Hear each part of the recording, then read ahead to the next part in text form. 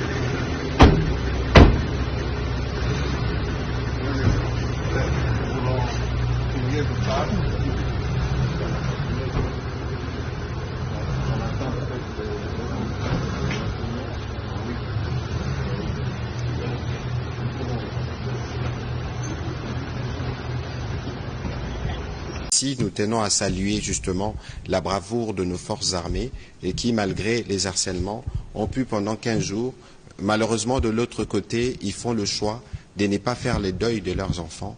De toute évidence, c'est une guerre, il y a des batailles qui peuvent aller en leur faveur, mais la bataille finale, la victoire finale sera la nôtre. Monsieur le ministre d'État... Sur le plan militaire, vous allez faire quoi? Nous allons continuer à forger cette armée, à l'équiper, à la rendre beaucoup plus puissante pour qu'aucun pays ne puisse plus venir s'aventurer dans notre pays. Mais ça fait un moment que vous tenez ces discours, mais concrètement, on voit non, pas. Non, nous avons des résultats. On voit pas, hein? Regardez, pour prendre Goma, il a fallu à Kagame 2 ans. Mais le président Tshisekedi avait dit qu'ils attendez, ne prendront jamais Goma. Il avait dit ça. Goma est pris parce qu'il y avait des traîtres qui ont fait que qui ont désarticulé notre système de défense. Et ça, je ne vais pas le dire sur ces plateaux. Pour prendre Goma, Kagame s'est allié à plusieurs armées d'autres pays. Ah oui, je vous informe. Avec des mercenaires sud-soudanais, avec des mercenaires blancs, avec d'autres pays encore qui lui ont prêté main forte pour que Goma tombe. Et notre diplomatie dans tout ça? Mais notre diplomatie fait son travail. Je vous ai démontré qu'aujourd'hui, le nom de Kagame est cité. Le nom du Rwanda est cité comme l'occupant de notre territoire. C'est quoi le principal message que vous avez aujourd'hui adressé aux Congolais qui désespèrent et beaucoup ont peur? Les Congolais n'ont pas à désespérer. Nous sommes en train... C'est la douleur d'enfantement. Cette situation a trop duré. C'est plus de 30 ans que Kagame est en train de malmener notre pays. Par les faits, non pas de Tshisekedi, mais de ses prédécesseurs. C'est Joseph... Tshisekedi n'y est pour rien. N'y est pour rien. Dans tout ça? Dans tout ça. C'est Mzé Kabila qui nous a amené les... Est-ce que vous pouvez dire ces discours à l'ensemble de la population? Jean-Marie. Que la situation qui est aujourd'hui à Goma, dans les massifs... Est-ce que vous pouvez me dire la responsabilité de Tshisekedi dans cette affaire? Il est chef de l'État? Oui, il a fait quoi? Pour que Kagame vienne. On a dit, il s'est allié avec Kagame, il a fait venir M23 Kinshasa. Il y a beaucoup de choses. Oui, mais je vous ai expliqué. Oui. Laissez-moi. Vous m'avez posé une bonne question. Je m'adresse au peuple congolais. Je vous en prie. Les Congolais doivent savoir que ce que nous vivons aujourd'hui, c'est la douleur d'enfantement. Pendant que c'est un copité Kazadi. Nous coûtons liboso naliko beta c'était alinini. Tu aliko ndimate musée ayaki na Rwandais. James Kabarebe Rwandais de père et de mère et de frères. Comment qui chef d'état-major général na kati ya Congo. C'est une évidence mutako wanga na yango azalité. Kabila tango ayi ayeko signer bakoro a mixage à brassage, c'est-à-dire ko zwaka bato basali bitumba kokota bango na armée na bagara na bango parmi des Rwandais. Isaima mama beo diko lobela yango. Mais tokoki te koloba ke Félix yepe asali mabete na makambo a est asali mabete yali komona na pe ezali mabe na ezali nini komya biso Kagame na stade kuyembela kaye niyo nanu boya Kagame na tango wana ezaki so boyi Kagame babengi yondoki boyi Kagame babengi yondoki mutamutema mabe mutamisala mabe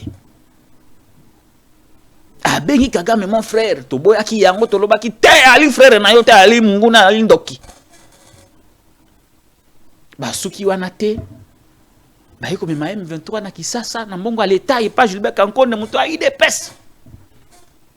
Tout ça ezali responsabilité ya Félix Tshisekedi yali ba faut pas o to kolobela ka yango to ko changer ka histoire c'est la réalité, c'est la vérité.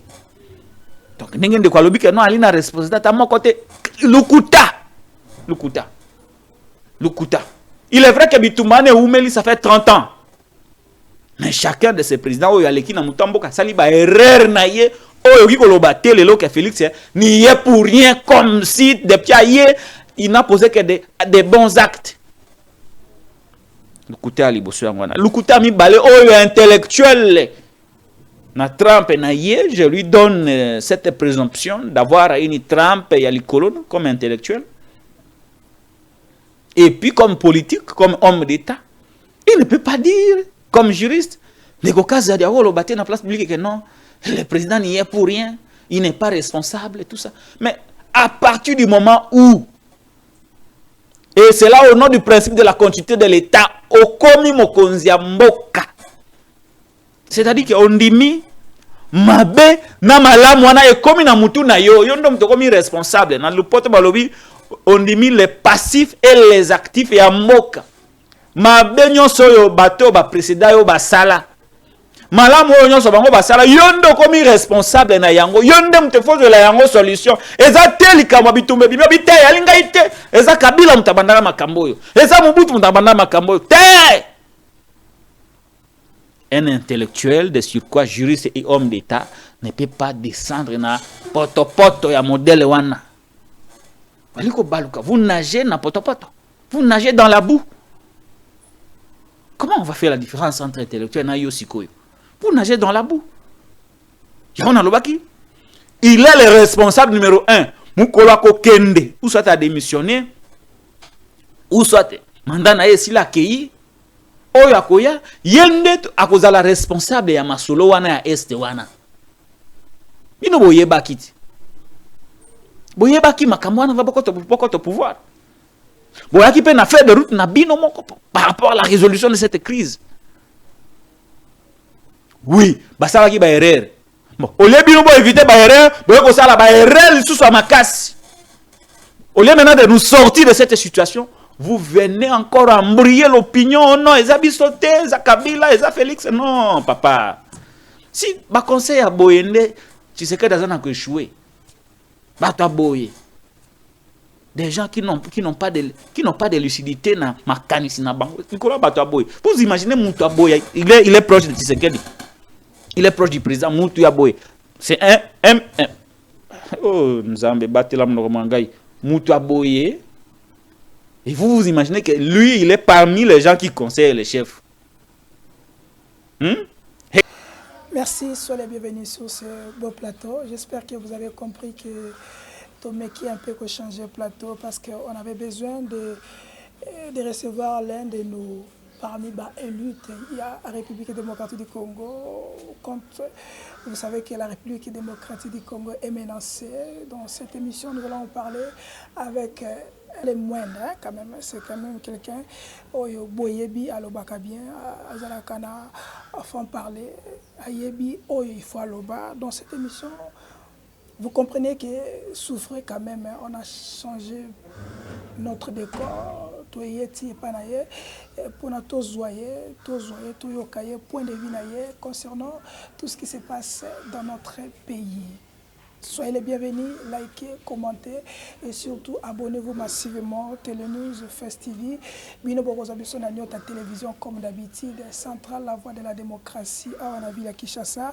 Abonnez-vous, restez branchés parce que nous allons parler la République et rien que la République. Mais en 4e émission, M23, 5 SCC, dialoguer, mais s'il faut dialoguer, pour quelle finalité?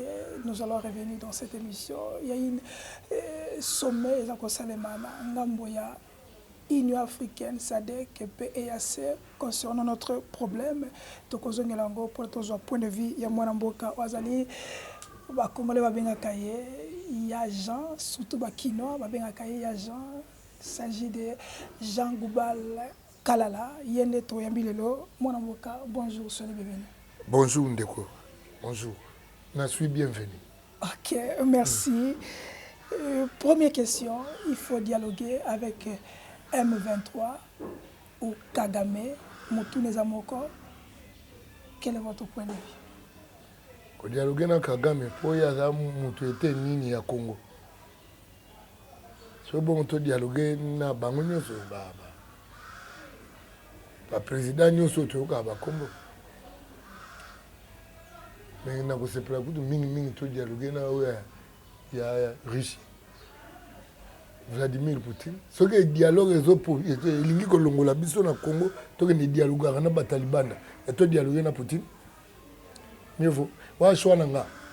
Poutine kana est na biso zotoka. Dialogue na Poutine. Parce que ba Kagame ça fait 30 ans hein. 30 ans. 30 ans au Kagame azo bumawa. Et puis communauté internationale mtu etindai. Sur quelle base, sur quel élément que les autres disent? Oui, puis Kagame à côté là. Kagame à côté là par Ouganda côté Bavandaka. Ba côté na Rwanda ba bomina no avion à Biarimana, c'est-à-dire en fait il y a des mutazaka départ il y a génocide. On appelle ça comme génocide tout. Au monde nga comme tanga wa ke o ba congolais ba boma ba tout. Ndenga ba ne okosela ba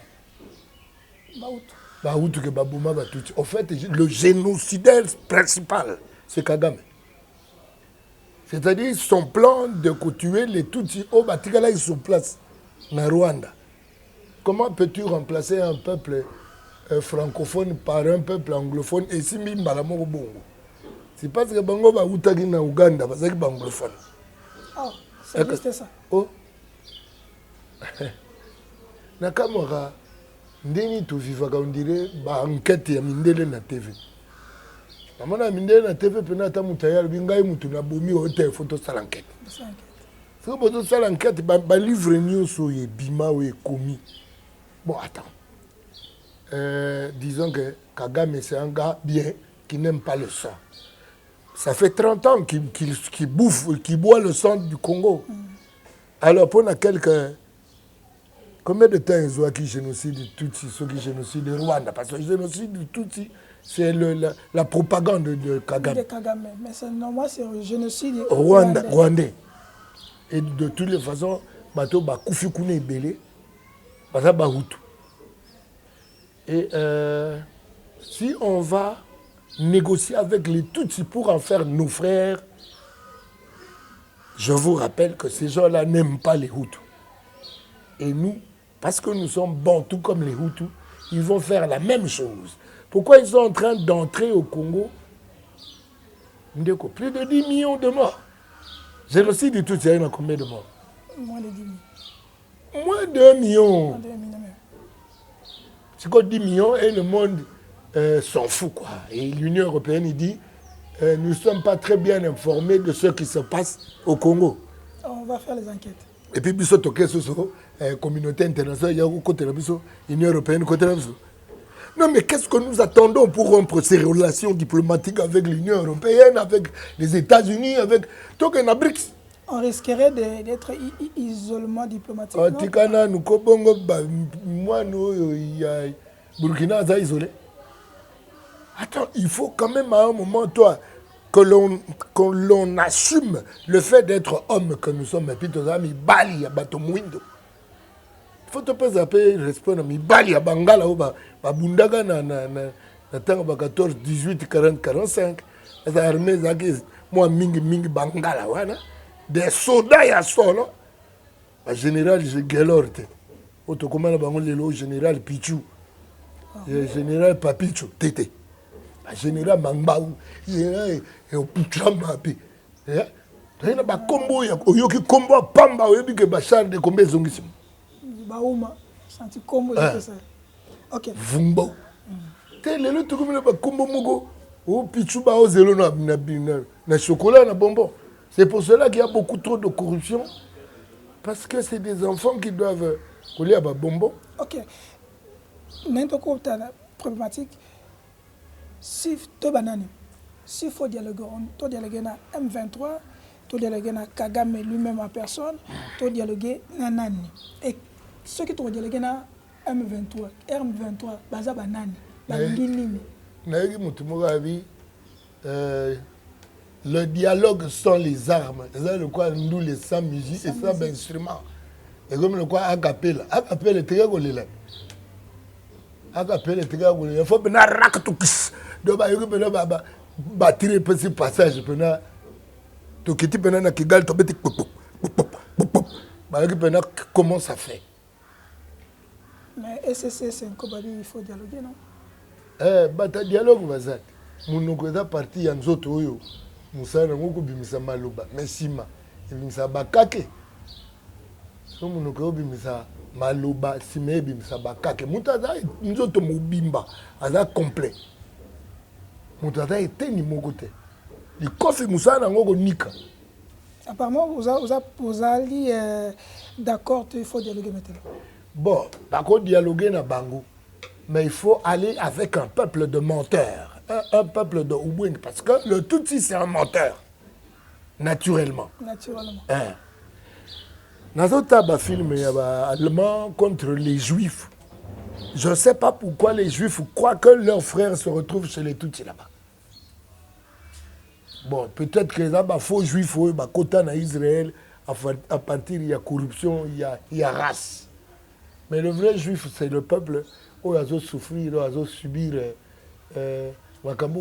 subir, ça fait 400 ans, on dirait un peu plus. Hein? Dialogue, bon, dialogueur, dialoguiste, dialoguant, dans le camp où on était. Dans le camp, il y a un nazi. C'est trop grave là. Na commune quand il y a bateau nazi. Et le nazi, le chef nazi étant Kagame avec toute sa cohorte de nazis qui accompagnent pour ne pas bomber Yuda ou Bantu congolais. Mais toute guerre, surtout tout le monde en Ukraine, tout le monde en Ukraine et Russie, ils ont fini pour dialoguer, tout le monde en Hamas avec Israël, ils ont fini. Il faut dialoguer avec les gens qui comprennent le dialogue. Les Kagame a bomi à Biarimana, Bazaki n'a pas de dialogue. Et pas il va dialoguer, et pas il a bombardé avion, il y a Biarimana.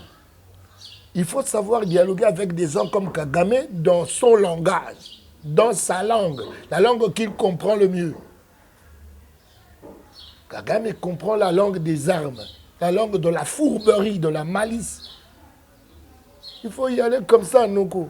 Que dans le langage, il y a des séminaristes. Vous y allez dans un dialogue, il y a des séminaristes. Ndeko Boboto, Yozali, Nyamurenge, ozali ndeko na biso, yango wana na kombo na Yesu Christo toyete comme Nyamurenge kombo lokuta. Un nom qui n'a pas existé depuis toujours, un nom créé pour fourbir les armes de la malice. Batabongo collaborer là pour dialoguer là pour kende. C'est pour sombrer dans leur piège de mensonges, de Ubwenge. OK. Nous avons une émission na SADC participation na biso na conférence chef d'État a participé na conférence vidéo na réunion wana. Selon vous, OK, il y a une réunion tout de suite là de ton émission na SADC avec tout le IAC.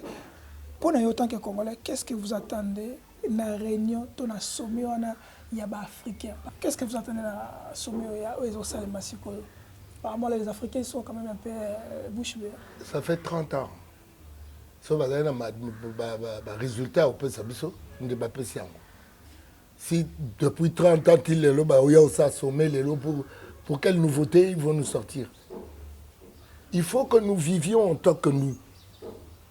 Il faut que nous parvenions à vivre en autonome. Un peuple autonome, c'est-à-dire nous sommes pourvoyeurs de notre propre défense. Nous sommes pourvoyeurs de notre propre sécurité. Nous ne pouvons pas continuer à vivre attendant des résolutions chez les autres. Les États-Unis ont la résolution et pas batute. Chine a la résolution et pas batute. Il y a comme ça des Burkina Faso, Kalamingte, nous la résolution pas batute. C'est pour cela que je parle de Ndombolo. Nous sommes devenus un peuple ndombolisant, un peuple qui pleure. Tu sais le contenu de notre musique, les amis, ngai makila mabe, ngai batalaka ngai biente, ngai un pleurnichard. Et lorsque nous avons des leaders de pleurnichards, ils répandent cet esprit sur le peuple, et le peuple nous soit comme bilela lela. On est fatigué d'attendre des résolutions de chez les autres. Nous devons trouver des réponses à nos problèmes par notre propre matière grise, par l'usage de notre propre cerveau avant tout.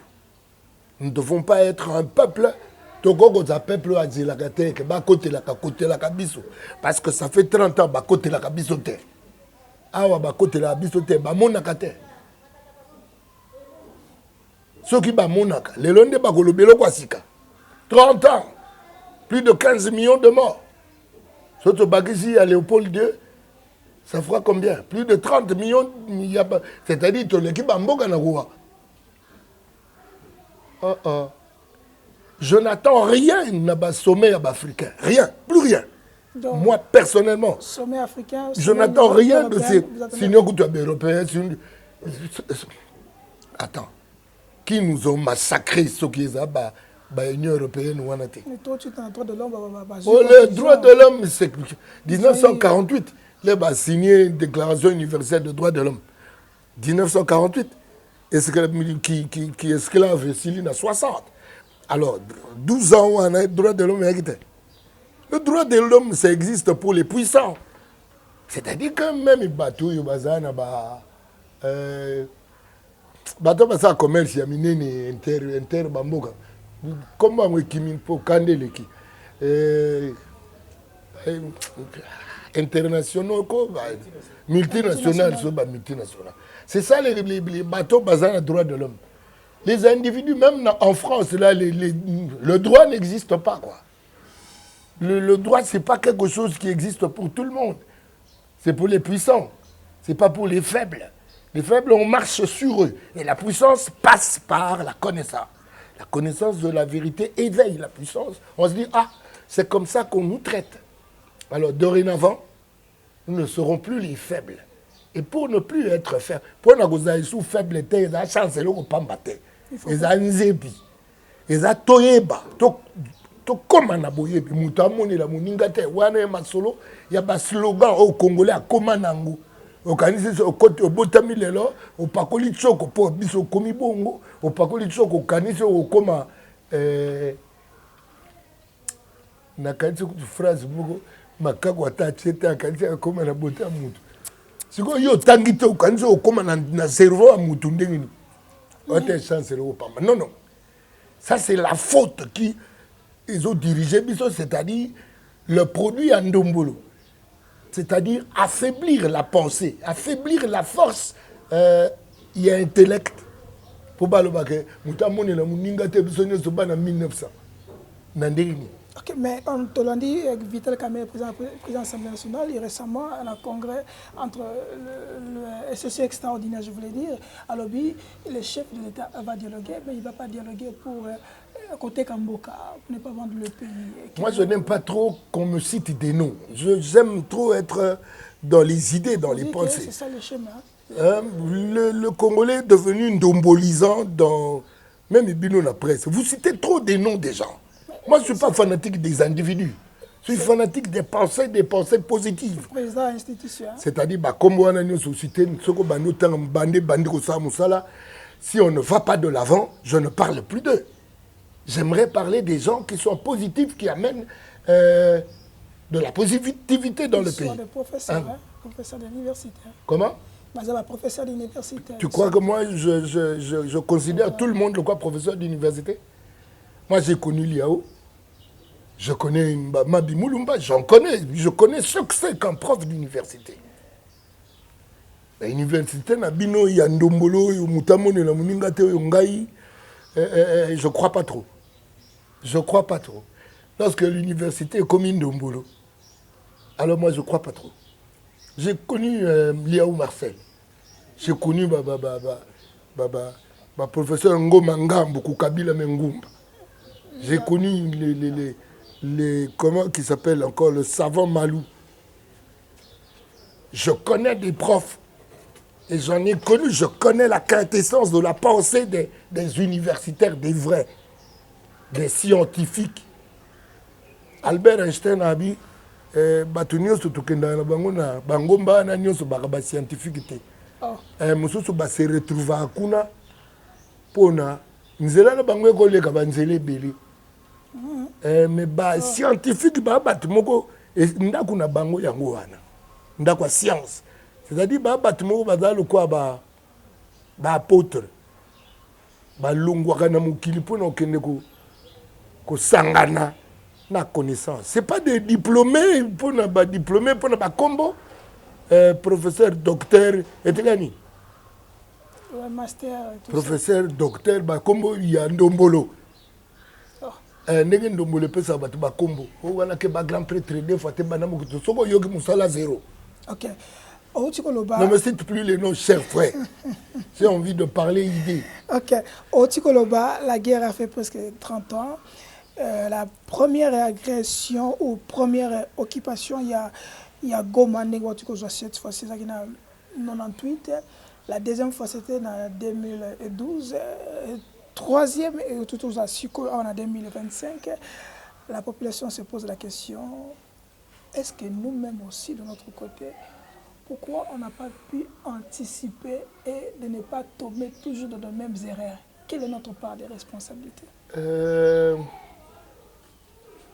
C'est-à-dire le soubassement même. Yabumoto. Le soubassement et la connaissance. Christ. Oh, mon peuple périt, faute de connaissance. Mais aujourd'hui, la connaissance na Congo, c'est une connaissance ndombolique, une connaissance d'apparence, une connaissance cosmétique. Nous croyons que le paraître fait l'être. Non. Je pense, donc je suis. C'est-à-dire que Moto a identifié Kozala Naye, n'a qu'au penser Naye. Mais bisoto bosani qu'au penser. Moi, c'est mobile des poches. C'est-à-dire notre être se limite au niveau du matériel. Moi, c'est une auto. Mobile poche. Il n'y a personne pour venir nous réveiller et nous dire que le peuple nanga okuwa puna uzangi koyeba. Ata l'église batoba kenda usambela puna voyage. Batoba kenda usambela puna libala, puna musala, puna salaire. Moto moko ta usambela puna kolo apese nzebi. Le quoi Salomon sengaki zambe pesa ngai bwanya. Kasi watu batoba usambela puna nzebi awa. Le quoi bazate. Ozomi tout na soto zokpeyana les mêmes mbeba mais les mêmes causes produisent les mêmes effets. Ce qui cause, il y a des effets toujours vivre le fait de devenir un peuple cosmétique. Avec tous les élites, on arrive. L'élite cosmétique, bah, l'équipe est belle. Hey, je te dis. Papa. Je te dis. Ça fait longtemps que je fréquente le monde. Mais on a des élites, on a des hommes qu'on dit capables, cités par-ci par-là. Comment on n'a pas pu y arriver? Est-ce qu'on n'a pas vraiment des élites dans ce pays? Les mêmes causes produisent les mêmes effets. Si on se plaint des effets que des causes ont produit, alors ces causes-là sont les mêmes. Mon peuple périt faute de connaissance. Christ mutalobi ango ngaite. C'est quoi bino bozo périr faute de connaissance. Vous croyez que les causes cosmétiques que nous les avons citées yango ana? Vous parlez de quelle connaissance spirituelle et connaissance? Je parle de toute la connaissance parce que la connaissance elle est une. Je suis le chemin, la vérité et la vie. Celui qui me suit ne marche pas dans le noir. Et puis que Lumumba aussi a déploré ça, Lumumba. A déploré quoi? Qu'il y aura une balkanisation, il y aura ceci, Lumumba est parti. Mais c'était des gens qui étaient éclairés parce que, au moins en ce moment-là, les gens apprenaient pour acquérir la connaissance. Aujourd'hui, les gens apprennent pour posséder des diplômes, des morceaux de papier et se targuer d'être professeur. C'est ça que je déplore. Je déplore la ndombolité de la pensée congolaise d'aujourd'hui. On est devenu un peuple, il y a commis là qui ça. Keba, ou Keba, RDC, Loga Makazi. Mais Loga Makazi, il faut savoir Makazi, Tumbaka Bambodi na campus. Il faut que tu fabriques des drones. Mettez, il y a communauté au bazar, complot banda 30 ans. Banda de 30 ans, peut-être 30 plus 65 ans. Ça fait 95 ans, parce que ça, les années Léopold II. Bakisa, les années rencontre avec les Portugais. Diego Cao, qui a découvert la musique. C'est ça, il faut Congolais à la Moukako. Ok. Qu'est-ce qu'il faut maintenant faire pendant ce temps?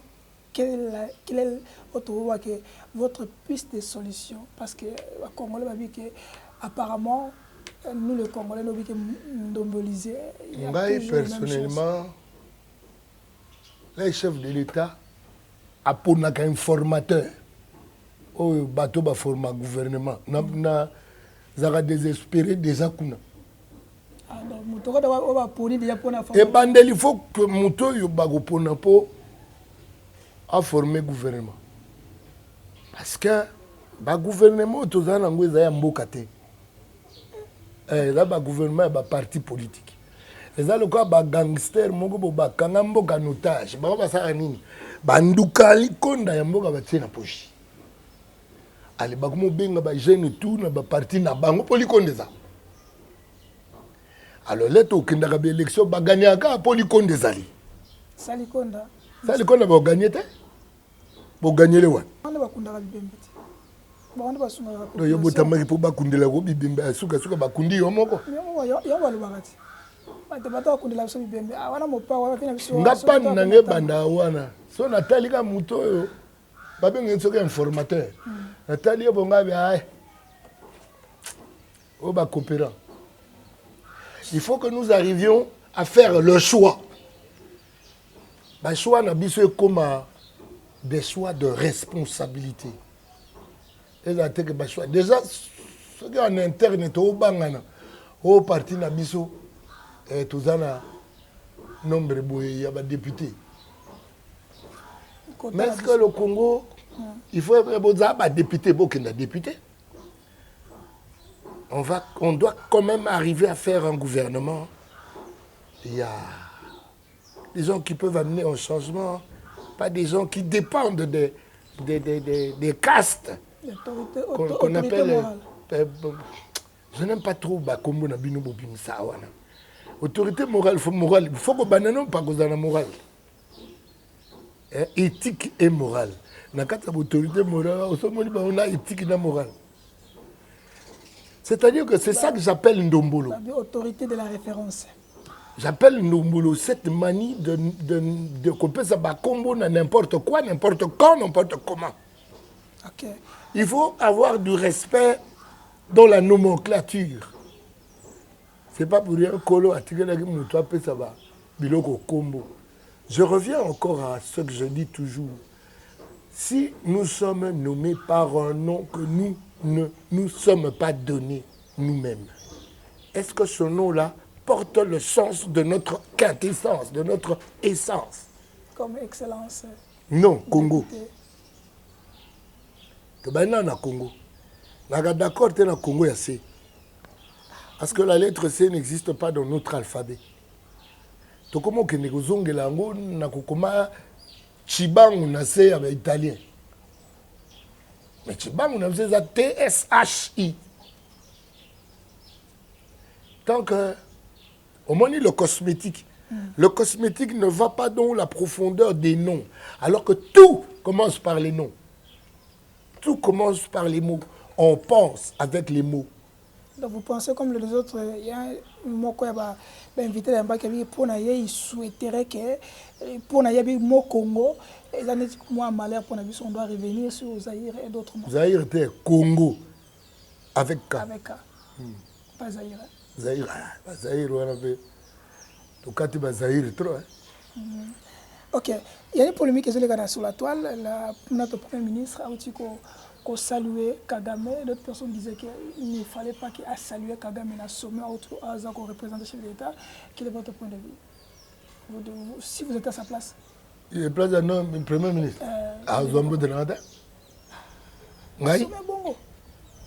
Ah. Sommet Bongo, sommet Yanni. Où le monde ne nous aime pas. Tu crois que le sommet nous aime, lui? Moto. Elle a bien eu moto na TV. Ta makam. La communauté, c'est-à-dire na Yandouki. Yo kanzi. Ndeko na biso ya Burkina Faso. Ako ke peta mutu mboto ayebika sabo mili quantité batu bongo. Te. APZT. Ayaza mwasite ya mamati. Moi buzito ya papa ya ndeko moi simbaye za lati. Ya mwana l'air mo l'air bitumba ba maman faut pas vendre renda.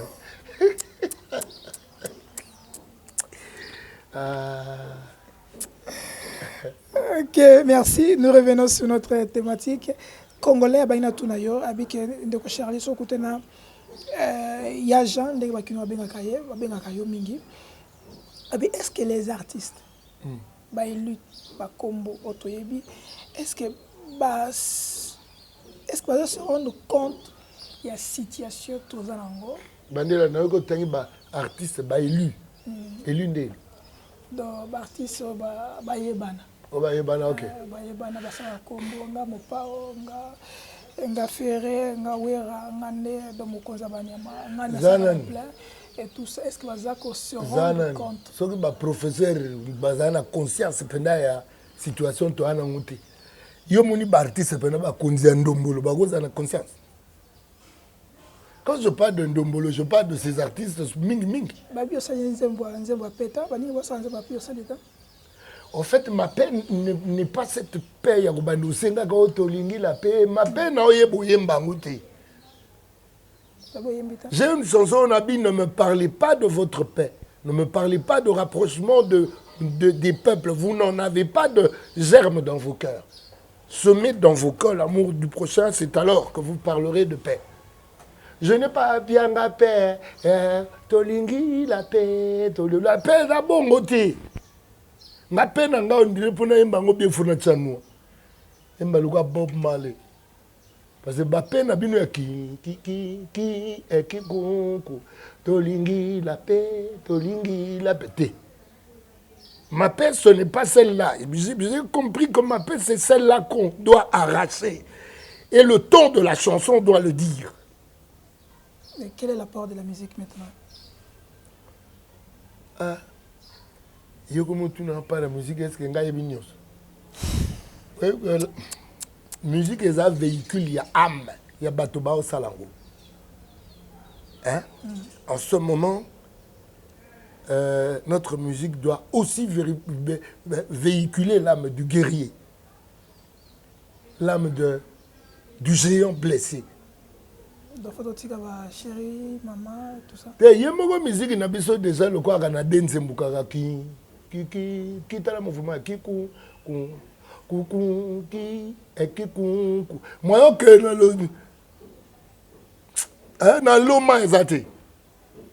le mouvement déjà il parle beaucoup, il dit beaucoup, le geste mais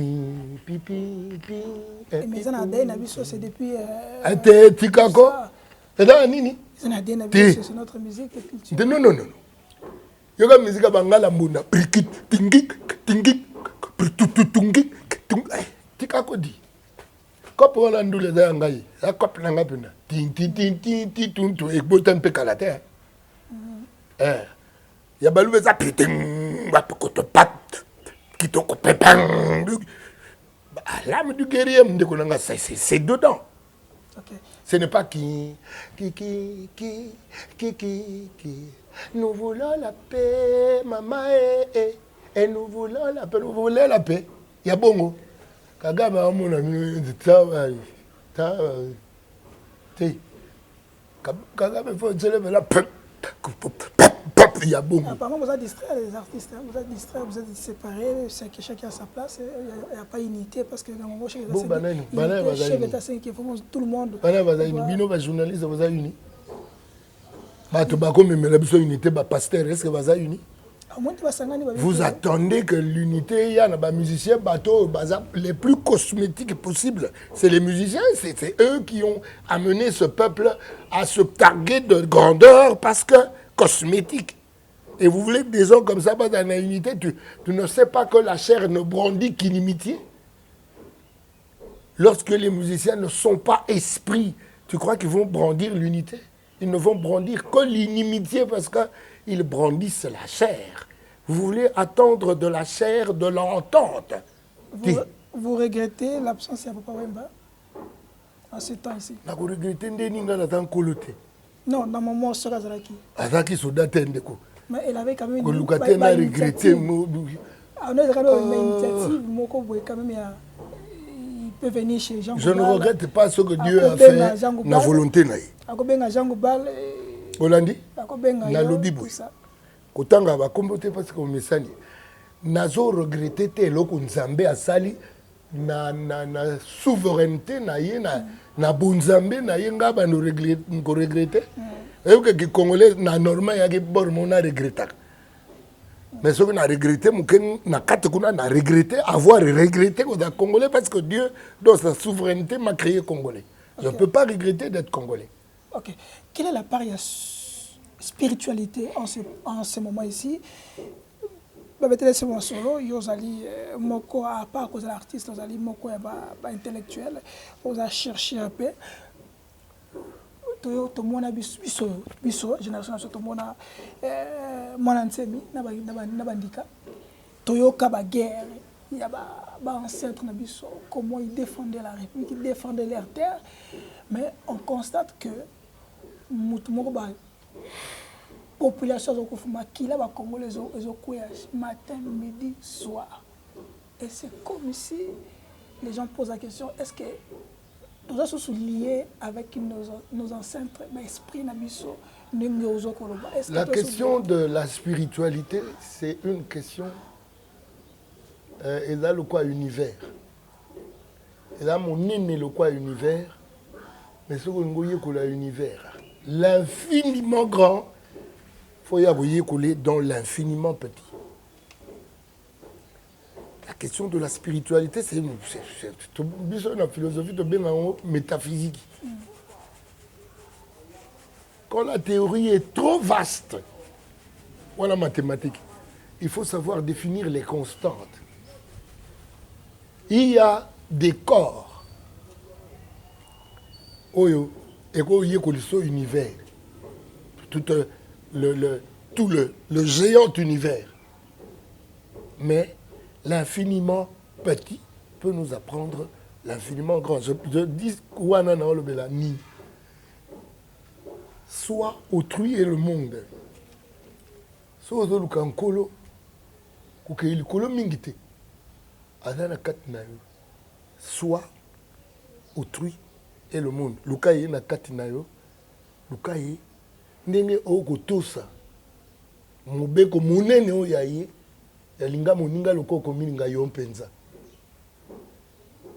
C'est là où on va rencontrer le spirituel. Le spirituel n'est pas dans les masques. Oui, dans les masques, on peut communiquer une portion de spiritualité ou une démonstration. Mais là, on a un sûr. On a avec Albert Einstein à l'Obagi, il y a une université. Parce que les gens disent là, ils font la bombe, ils copent. Mais il y a une université qui a une conviction de l'université, il faut écouter ça. Quand je parle de spiritualité, je sais qu'il faut que je creuse en moi. On a rencontré un goût. C'est ce que je suis en train de faire chaque jour. Et puis, là, PTT. Hein? À PTT. Pour la spiritualité, ils ont katina yo. avec ba charlatan nyonso bana biso libanda ote molimo elakisi ngai boye bayo na kati no molimo makambo mosusu. Il y a trop de charlatanisme à propos de spiritualité dans mboka lelo. Il y a trop de charlatans. Mais toye bakomi yo kana mpe biso moko. Avec plusieurs églises dans Ango, il y a plusieurs l'église est à Magablo. La majorité des églises sont à Magablo. L'église est à full boy. Magablo. Mais c'est là, c'est un peu tonne ça full. Le chemin qui mène à l'éternel est étroit. Et puis, Batobamou Nango Bazam ok. L'année professionnelle de Kagame Gamita Okufa. Makamako Kufa Kagame est Italie et Nankolo. Ma chef coutumier balba tout ça tu ko sala estimato avec so Kagame sali surtout article. Ça fait 30 ans, il fallait pas s'appeler ultimatum au moins Nokia. Ça fait 30 ans. On a beau être pas ça ultimatum. Mais ça fait 30 ans quand même. Et Kagame wana zakuna. Le spirituel, ça se fait avec l'éternel. C'est-à-dire soit éternel oya okuto na kati ya swa na yo wana. Éternel a okuto na kati ya swa na yo. Autrui éternel ebisio linga moninga lokoko milinga yo mpenza. Lelo le monde est devenu une autre forme d'autrui. C'est-à-dire nous ne comprenions pas dans nos relations, dans nos rapports avec la maman nature que il fallait te considérer que le quoi moninga est un autre être avec qui nous devons vivre en harmonie et que nous devons exploiter avec parcimonie la nature. Parce que les autres commis qu'on subir méfaits et exploitation et ngoulou. C'est-à-dire soit autrui et le monde. L'autre qui est nature. La mauvaise exploitation de cet autre. Cette altérité qui n'est pas humaine. Cette altérité qui est une nature autre. Voilà ma copine Nabiso. On me dit, c'est bon, parce que la philosophie. Sur l'autre, cette altérité qui n'est pas humaine, qui n'est que nature. On te explique, mais humanité pas la nature. Allez, il y a au moins qui. Parce que le débat, il est en live. Il se passe en live. Quand je parle, je pense en même temps. C'est-à-dire que quelle est l'exploitation que nous avons faite de nous-mêmes, d'autrui et du monde. Lélo, Nazotanga, Vincent de Gaulle-Jacques, le monde malade de la gestion. Qu'est-ce qui fait que le monde devienne malade de la gestion? Et quand on parle de la gestion, on voit aussi le soi, autrui et le monde. Quelle est la gestion de soi, de soi-même? Quelle est la gestion d'autrui? Comment est-ce qu'on gère autrui? On gère nos relations. Le problème, c'est que Soudan à front, yo dami. Parce que c'est là que je voulais. Quelle est ta gestion de yo? Quelle est ta gestion d'autrui? Et qu'est-ce que tu penses de l'environnement? Pour l'obiogo ba nani wana ba koti na ba territoire na biso et environnement na biso. C'est-à-dire la question de la gestion, la question il y a soi, autrui et le monde. En fait, c'est la question philosophique de tous les temps. Merci. C'était Jean Goubal Kalala, Banakini, Banalemba, Jean. C'est ça, Jean. Quel sera votre point de vue sur la place il y a président républicain Félix Antoine Tshisekedi pendant 6 ans? Au sali changement, il y a tête armée, au moins il y a localité, il y a Bunagane, bandage, parce que 2 ans, ils ont Okende. Et la gestion.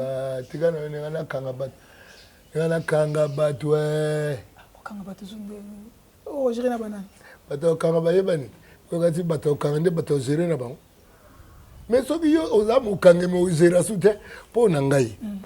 Ce qui est au Kenda na procès pour na Magamwa fa quoi. Comme on a eu 4 générations après, il y a Maokota Soumamouya. il y a gestion en Bogota. 4 générations. 4 générations après eux. C'est-à-dire, bah, koko na yo, faut pas y avoir bah que koko le nabino a tsaki maboko na kesi ya l'État. Yango wana ba botola ke bo nyonso biloko ezaka ya ba botola koma ya l'État. Bino pe ba classe bo tanga na bo kene mingi ba médecin ba nini bo ya teke bo gérer mboka po bo gérer te. Mibeko etikala bongo awa. Tina 4e génération bo kota na makambo te.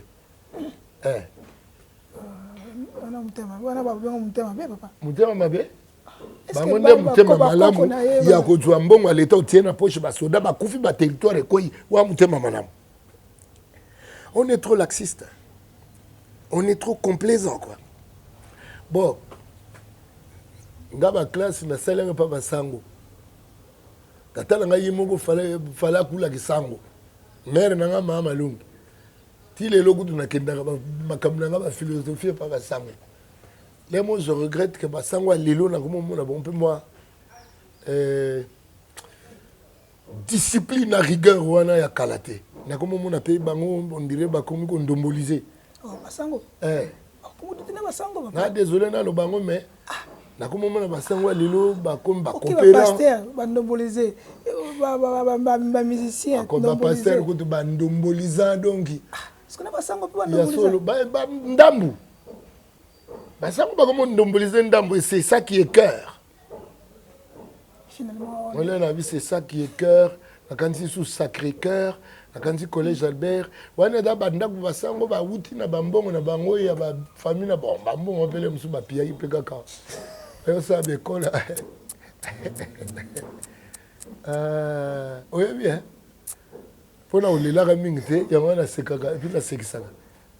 Ya mona ngana za sexy. OK. Sexy. Allons-y.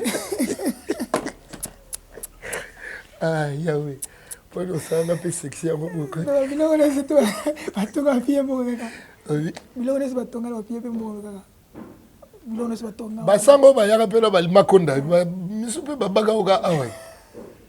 Kasi tozonga na ba Léopold nde nini Congo ekomi propriété privée Léopold. Siko Léopold a kabila mo batu ya lingi. Batu ya lingi o ka nzambe pa la kate o ndeka Léopold wana mwana ne moko ka bota kenda kisango. Mwana ngo héritage na ayaki na ko tonga. Ayo tonga na ko école koto. Mabe ba pasta c'est-à-dire que na église pour Notre-Dame de Fatima oyoka teke yo Notre-Dame de Fatima héritier na yete mais ce que moni ba église o mususu oyo ba héritier suka on makamna loba donc on connaît to yoka nga Jean-Goubal na komote il oba na nkolo yeba que héritage ya oya kolanda kolo muta relaxer yemoko. OK. Nous allons vers la fin. Congo Lelo, quelle est la part il y a nous les autorités d'abord et biso ba patriotes ba congolais parce qu'on nous a le gouvernement ici c'est ça apparemment il nous a muselé avec tout le monde STT à quartier internet à priver tout le monde. Quelle est notre part et quelle aussi amuser mon tout c'est-à-dire au moni bato ba uti na boumbu ya ba forme belé Kongola uti na boumbu banda mundela kotaki na Congo aye na boumbu aye a piéger a moni congolais mutema kitoko ali kanga ba botola ba ba koti terreur et au poder à Tigre Mboka, la Belge. La Belge va continuer à terreur. La Belge, l'air, l'Ikamona de Nini, indépendance, Yendongo, va tiki, mais va piéger. Les va piéger, bango pe mutuba sala, prospection. Pour va pe sarabino mi konzio yo, va ko prolonger, boumbu na bango. À une autre forme. Ndi yanga no monaki ti lelo tozalaka na bowumbu wana démocratie eza kombo tolobaka te. Mais sur les pratiques. Sur la pratique mutu na mutu azala bowumbu. Sur le plan pratique mutu na mutu azala bowumbu na kati na ye. Observer l'église. On a pasta. Aza mwa souverain moko boye na kati ekamwaka église na ye. Église wana eza nkolo te ya ye. Bao dadi alobi boye, dadi alobi bo kende kotikele biloko kolia. Na yebi kutu na pale momi alalisa bana na tifle okata. Pour que pesa dadi damage. Ah bizarre dans la Bible hein, Bible maman moko. Tika ba Bible ko? Ah oui, maman moko na Bible pesa biloko na surtout moi na la linza pesa prophète, c'est pour ça j'ai référence peut-être. Et yo benga prophète ya Bible. Mais Élie ou bien Élisée. Élisée, il y a pas que pesa pe dadi pe. Et peut-être pour na bon moi. Dadi bâtiment boy bazana. Ils n'ont pas l'impératif divin. Donc, bayara osama kamune ba monaka. Yoga dile ba musicien ba lobaga deux fois te ba ne mokili banana ne salamate. Et ça solo. En fait, le langage des musiciens est affecté le langage des batebele. C'est la politique. C'est-à-dire que le langage des musiciens, le langage est déjà falsifié. Pour la musique, falsification, vous avez belé en Alanda qui pasteur Massambouki dit ah bêta masolo la musique et pas bêta masolo il y a le langage musical est falsifié. Ouais bien la musique n'a pas besoin de bêta c'est bien à demi-temps. Est-ce que vous voyez que bêta demi-temps c'est une incongruité. C'est une monstruosité. Parce que le temps doit être cyclique. C'est quoi demi-temps à un cycle de hein? Le cycle atteint à 2 temps, il à 3 temps, il à 4 temps, on a temps, tu es fractionnaire. Mais il y a demi-temps, c'est-à-dire demi-temps années, tu te sens à 1, 2, 3, 4, tu dis à 1, à 2, donc à 1 et 2 et 3 et 4. 1, c'est quoi? Et il y a T. Au bêta, c'est bien à 1, 2, 4, c'est bien calé. C'est-à-dire, les bêta, c'est bien demi-temps. Et là, c'est-à-dire que vous comprenez dans le non-sens. Ok. Bon, c'est aussi que nous courons derrière le temps, en tout cas, il y a, je crois, 5 minutes. Mais je voulais revenir parce que tout le monde est très important. Tant que nous sommes dans la société congolaise, de l'autre côté, il y a il faut mondialiser la République. Il y a au moins si à commis Mobali a commis moi si mers ndenge ezali kala ezali susu te mkola avandi mwana moke avandi mkola atelemi. Quand vous regardez tout ça, quelle est l'approche que vous avez pour que cette alternative ait changé, qu'on revienne quand même à nos anciennes habitudes? Tant que peuple a chance loko pamba to mondialiser kako eza facile ya ko mondialiser eza mbeba to lingo mondialiser intelligence artificielle te to lingo mondialiser te que biso to koma usa ba fusée ba satellite mais to mondialiser côté wana mondialisons l'intelligence, mondialisons la connaissance ou bien congolisons ce qu'il y a de positif dans le monde. Si on a bien mondialisé,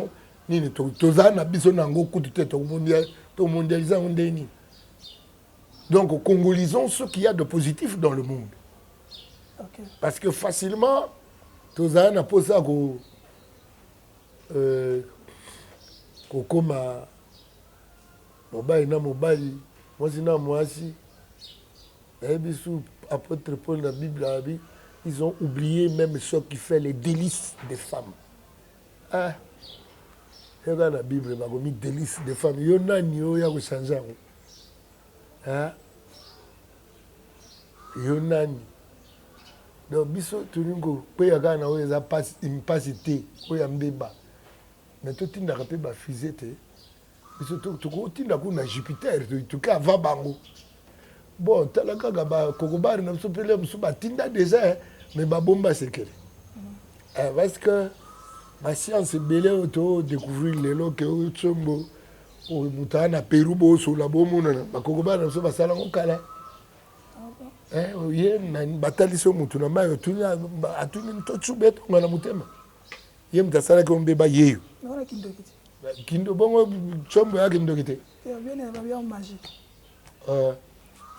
C'est-à-dire que tu scientifisé et là au moment tu attends, tu zonga na 1112 allo bodo mona.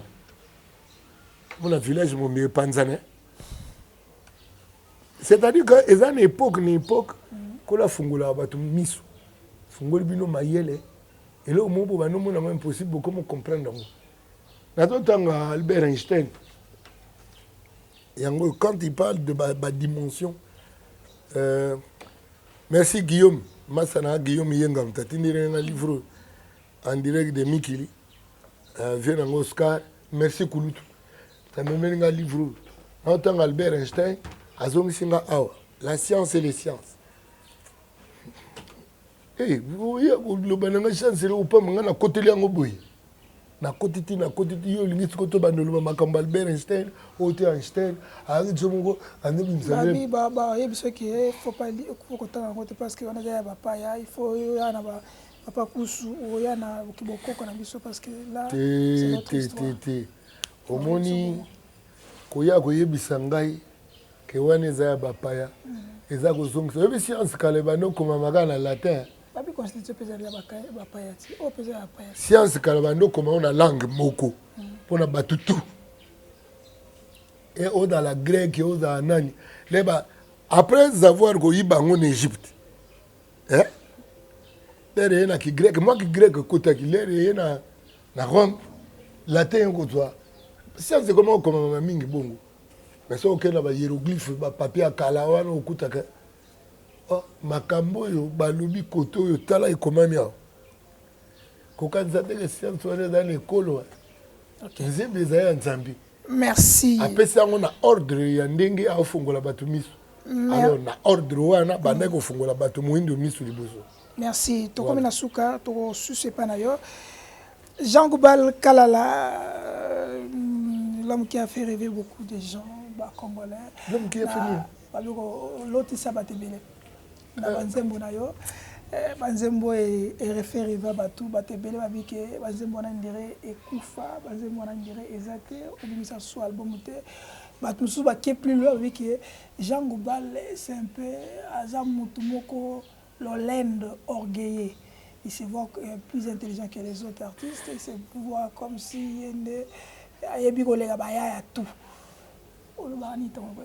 Te na auto tanga nani auteur moka komi mokili ekoma na tango moko esenga bato bazamo amayele bakanga monoko pona osepelisa bazoba ngate mna tindi o se complaire na buzoba ndeko na ngai ngate bima sortez du milieu de mon peuple Christ leur a sorti du milieu de mon peuple bibo bima na buzoba wana obo yokelengi boya na ngambo ya le peuple qui ne périt point parce qu'il court vers la connaissance.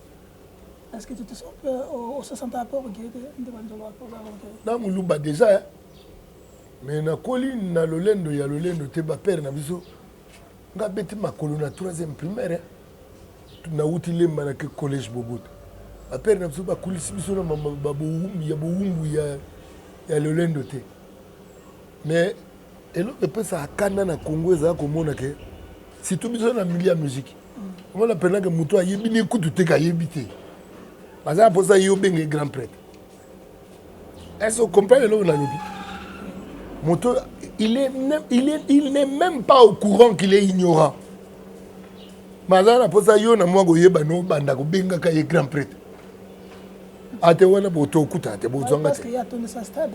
te wana bozwanga te stade otonza omoni makambo kasi bana baye na stade ana succès. bato baliaka musique wana baolia yango mponi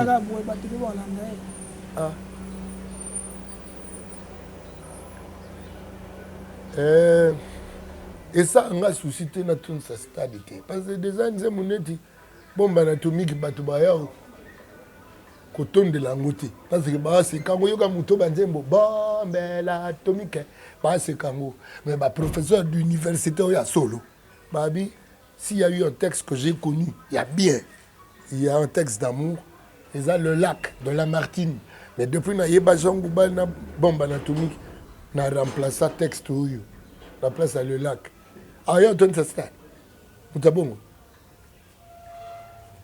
na le bibo que nous coton ça stade banzembo ya nous voulons la paix maman et nous voulons la paix ba ya ko bomela bino na kanta stade na nous voulons la paix. OK. À quand un nouvel album ou peut-être vakana na makika gamo na album asikat ah colossal sangaye yago makambino bobenga ki orgueil na Jean-Baptiste na ki bien nyo sa ga bino bana banyoka na lakisi bino ko kimankande koya les mots vérité linga te bo koko mwinde peli nango mezo banga ko pela po molili ekolongwa. OK. Christ atune mwasi ona bi biloko bana bapesa yango na bamboite.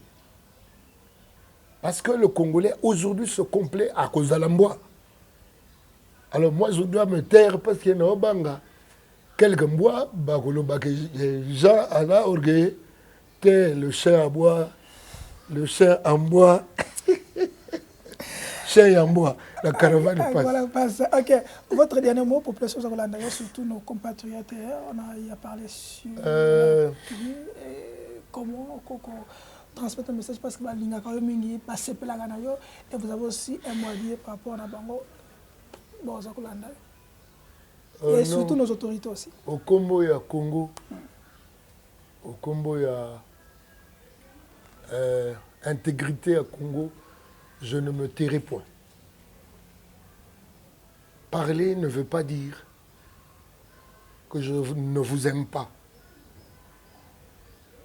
Parler ne veut pas dire que je me targue d'être Superman. Naza koloba te mpo na komikwa. Na koloba po pasi ezala na kati na ngai. Kaka boye so toza ba Congolais ya ndombolo. Ba génération à venir na biso tokotika ngwe be na ndombolo boyi. J'appelle ndombolo l'esprit. Ya chancelo ko pamba. Mutamone na muninga te. Parce qu'il y a des gens qui se forment et ils ne peuvent pas se former pour un jour. Voilà. Pour les autorités Pour les autorités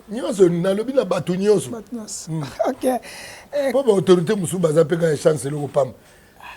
Faut pas que na lobi na Congolais nyoso nesika ça. OK.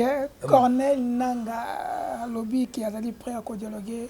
Na Félix Antoine Tshisekedi mais sans hypocrisie après avoir Koboma ba Congolais belé ba Koufi plus de 3000 ou bien qu'on a dialoguer il va dialoguer sur quelle base Museveni le président burundais a dit que Félix Tshisekedi doit aller dialoguer directement avec les M23 et AFC.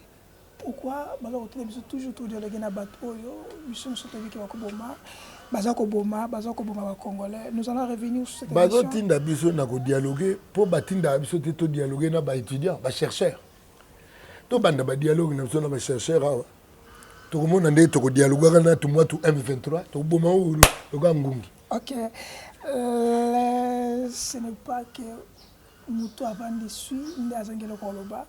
Mais amu muto avant dessus, azana solution, azapela koloba, mais c'est à vous.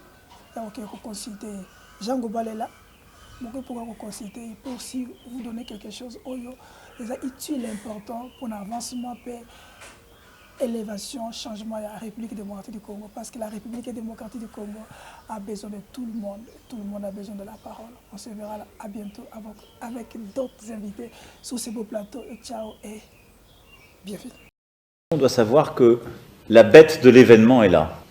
Et elle arrive.